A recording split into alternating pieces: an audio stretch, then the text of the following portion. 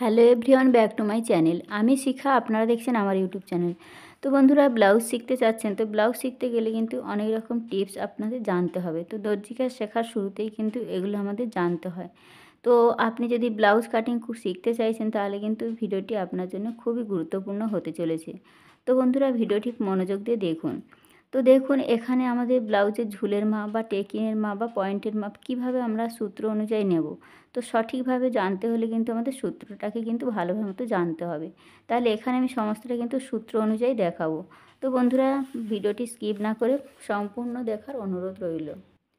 তো দেখুন, এখানে আমাদের 28 সাইজ থেকে আমি 42 সাইজ পর্যন্ত দেখিয়েছি। তাহলে 28 সাইজ থেকে আমাদের ঝুলের মাপটা কিভাবে নিতে হবে দেখুন। আমাদের 28 সাইজের জন্য ঝুলের মাপ আমাদের 13 ইঞ্চি হয়। ঠিক আছে, 13 ইঞ্চি হয়, 14 ইঞ্চি হয়, 14.5 হয়। আপনাদের ঝুলের মাপ যা হবে আপনারা কিন্তু তার সঙ্গে 1 ইঞ্চি প্লাস করবেন। তো যখন আমরা কাটিং করব তখন কিন্তু এইভাবে মাপগুলো নিতে হয়। তো দেখুন, 28 সাইজের জন্য 13 ইঞ্চি যদি থাকে ঝুলের মাপটা, তার সঙ্গে আমরা 1 ইঞ্চি প্লাস করব। তাহলে কত হবে? 14 ইঞ্চি। যদি 13.5 ইঞ্চি থাকে, 13.5কে আমাদের 1 ইঞ্চি প্লাস করতে হবে। তাহলে 13.5-এর সঙ্গে 1 ইঞ্চি প্লাস করলে কত হয়? 14 ইঞ্চি। ঠিক এইভাবে আমাদের কিন্তু ঝুলের মাপগুলো ঠিকঠাক মতো নিতে হবে, তবেই কিন্তু ব্লাউজ আসবে পারফেক্ট। ঠিক আছে, তো এখানে দেখুন 28 সাইজের জন্য আমাদের এইভাবে নিতে হবে। 30 সাইজের জন্য দেখুন, এটাই কিন্তু সূত্র। আমাদের ঝুলের মাপ যা থাকবে তার সঙ্গে কিন্তু 1 ইঞ্চি প্লাস করতে হবে, এটাই সূত্র। বোঝাতে পারলাম? এবার দেখুন 30 সাইজ। 30 সাইজের জন্য আমাদের 13 ইঞ্চি থাকে, তার সঙ্গে আমাদের 1 ইঞ্চি প্লাস করতে হবে। তাহলে কত হবে? 14 ইঞ্চি। বোঝা গেছে?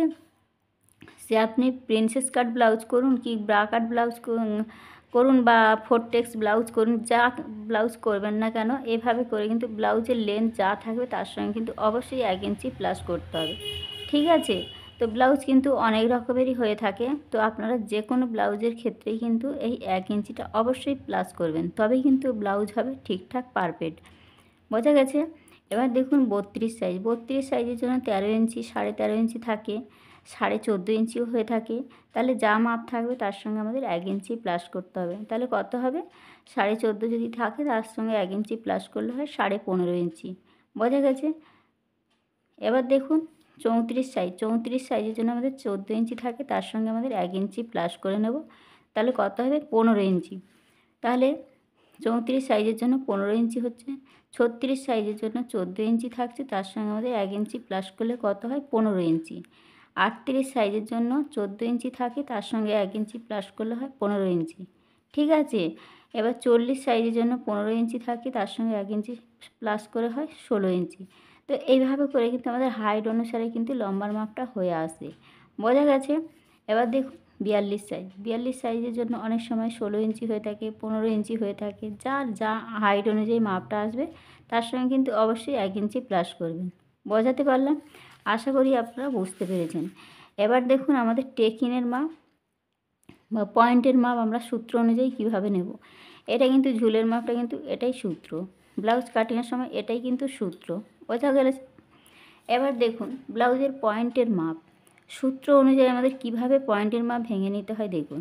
আমাদের 28 সাইজের জন্য 28 আমাদের যদি ছাতি হয়ে থাকে, তাকে আমরা 4 দিয়ে ভাগ করব। তাহলে 4 সাথে 28, তার সঙ্গে 1 ইঞ্চি প্লাস করলে আমাদের কত হয়? 8 ইঞ্চি। এই 8 ইঞ্চিটাই কিন্তু আমাদের পয়েন্ট। বোঝা গেছে? তাহলে 28 সাইজের পয়েন্ট কত আসে? 8 ইঞ্চি। এবার 30 সাইজের জন্য কিন্তু আমাদের কত আসে? 4 দিয়ে ভাগ করলে হয় 7.5 ইঞ্চি, তার সঙ্গে আমাদের 1 ইঞ্চি প্লাস করব। তাহলে কত হয়? 8.5 ইঞ্চি। তো 8.5 ইঞ্চিটাই কিন্তু আমাদের পয়েন্টের মাপ।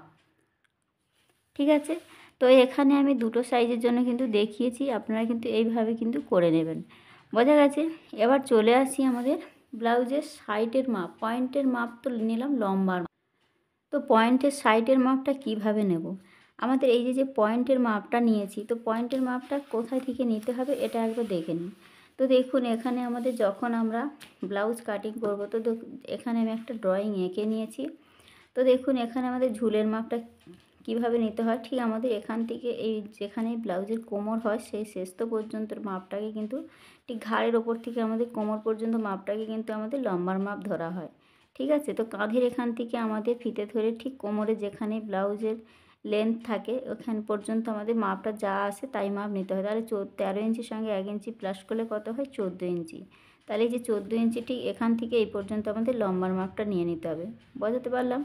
এবার দেখুন আমাদের কিন্তু ব্লাউজের এইটা আমাদের বন্ধ দিক, অর্থাৎ আমাদের ভাঁজ লাইন থাকে, ঠিক আছে। এবার দেখুন এটা হয়ে যায় আমাদের পুট লাইন, তারপরে পুটের পরে হয়ে যায় মোহরা লাইন, মোহরার শেষ প্রান্তে হয় আমাদের ছাতির মাপ, ঠিক আছে। ছাতির মাপের নিচে আমাদের হয়ে যায় আমাদের কোমরের লাইন, বোঝা গেছে। তো এটা আমাদের ফিটিংস মাপ, এখানে আমাদের এক্সট্রা মার্জিনের লাইন, ঠিক আছে। এবার দেখুন এখান থেকে এটা আমাদের শুরু হয় গলার চওড়া, আর এখান থেকে আমরা কতটা গলার লম্বা রাখতে চাইবো সেই মাপটা। এবার এই শেপ আপনারা গোল গলা করলে গোল শেপ দিতে পারেন, চৌকো করলে চৌকো শেপ দিতে পারেন, ডিজাইন করলে ডিজাইন গলার শেপ দিয়ে নিতে পারেন। বোঝাতে পারলাম? এবার দেখুন এই কাঁধের এই মিডিল থেকে কিন্তু আমাদের ফিতেটা বসিয়ে আমাদের যেখানেই পয়েন্টের মিডিল অংশ, অর্থাৎ আমাদের বেস্টের পয়েন্ট মিডিল অংশকে আমাদের বলা হয় পয়েন্ট, বোঝা গেছে। আমাদের বেস্টের মিডিল অংশটাকেই কিন্তু বলা হয় পয়েন্টের মাপ। আমাদের ব্লাউজের খাপের অংশর মিডিল পয়েন্ট, ব্লাউজের মিডিল পয়েন্টটাকেই বলা হয় পয়েন্টের মাপ। তাহলে ঘাড় এর এখান থেকে ঠিক কাঁধের এখান থেকে আমাদের ফিতে ধরে ঠিক যেখানে 8.5 ইঞ্চি হবে সেটাই আমাদের পয়েন্টের মাপ, বোঝা গেছে। ঠিক এখান থেকে আমাদের পয়েন্টের মিডিল অংশে যেখানে 8 ইঞ্চি হবে, 8 ইঞ্চি পয়েন্ট হবে, সেখানেই কিন্তু আমাদের পয়েন্টের মাপ। তাহলে এটা গেল আমাদের পয়েন্টের লম্বার মাপ। তাহলে কাঁধের এখান থেকে যেটা আসছে এটা আমাদের লম্বার মাপ। তাহলে পয়েন্টের এই সাইডের মাপ একটা নিতে হয়, ঠিক আছে। সাইডের মাপটা আমাদের কিভাবে নেব দেখুন। সাইডের মাপটা আমাদের নিতে হবে, আমাদের যা ছাতির মাপ থাকবে ছাতিকে 10 দিয়ে ভাগ করে দেবো। ছাতি আমাদের যদি 28 থাকে 28কে 10 দিয়ে ভাগ করব, যদি 40 থাকে 40কে ভাগ করব আর 10 দিয়ে, 30কে 10 দিয়ে ভাগ করব। ঠিক আমাদের ছাতির মাপ যা থাকবে তাকে আমরা 10 দিয়ে ভাগ করব। তাহলে যেটাই আসবে সেটাই কিন্তু আমাদের চওড়ার মাপ। তাহলে দেখুন এখানে সাইডের মাপটা কিভাবে নেব দেখুন। এখানে আমি দেখিয়েছি দেখুন, 30কে আমাদের 10 দিয়ে ভাগ করলে কত হয়? 3 10 30, তাহলে 3 আসছে, তার সঙ্গে আমাদের 1 ইঞ্চি প্লাস করতে হবে, তাহলে কত হলো? 4 ইঞ্চি। তাহলে ঠিক এই সাইড থেকে আমাদের 4 ইঞ্চি ফিতে ধরে মেপে দেখে নিতে হবে 4 ইঞ্চি। ঠিক সাইডের মাপটা কত আসছে? 4 ইঞ্চি। তাহলে 4 ইঞ্চিতেই কিন্তু আমাদের খাপের অংশটা শুরু হয়, বোঝা গেছে। এটাই কিন্তু সূত্র।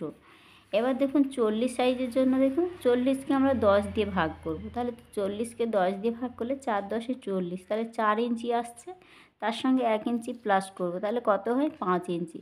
তাহলে ঠিক ফিতে দিয়ে এখান থেকে আমাদের 5 ইঞ্চি যেখানে হবে সেখানে করে আর মাপটা নিয়ে নেব।